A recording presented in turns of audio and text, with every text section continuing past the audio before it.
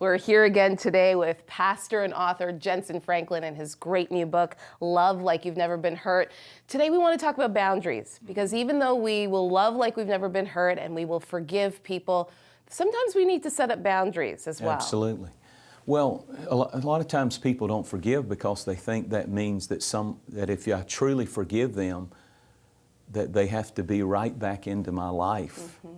Well, there's some circumstances where if they came back into your life, it would actually be detrimental to your mental health, your physical health even. Forgiveness doesn't mean you're a doormat. Forgiveness doesn't mean that people can just abuse you and mistreat you, and it's your problem if you don't forgive me for doing it over and over again. God doesn't expect that of us. So there are times where you have to separate the person from the action. There's the action and there's the person.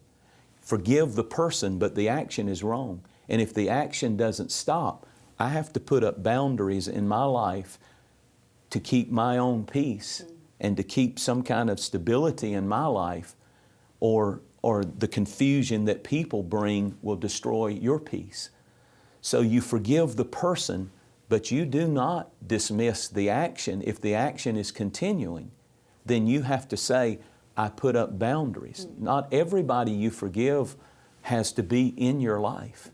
You can love them from a distance, but you have to know from your heart you've released them from the prison of your heart.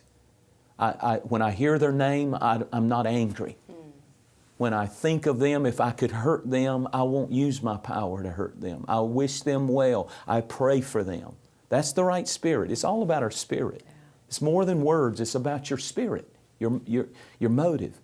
But it's totally in order to put up boundaries. I give the illustration in the book about my wife and her dad, who is now deceased, but he was a drug addict and in and out of our lives.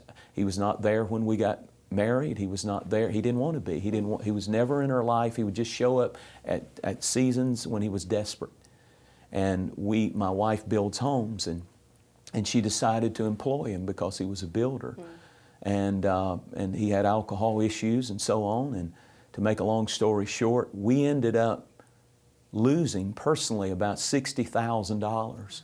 Back in our early years, that's a lot of money anytime in anybody's life. But that particular time, it was devastating to us.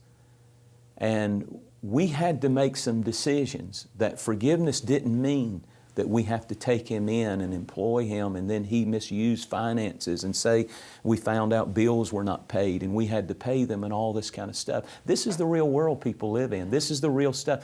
And it could have been easy for us to be bitter, and to be honest, we were. It was a process of walking through. My wife said, I'm done with him. I'm done with him, because he'd done that all of her life, in and out of her life, only when he wanted something.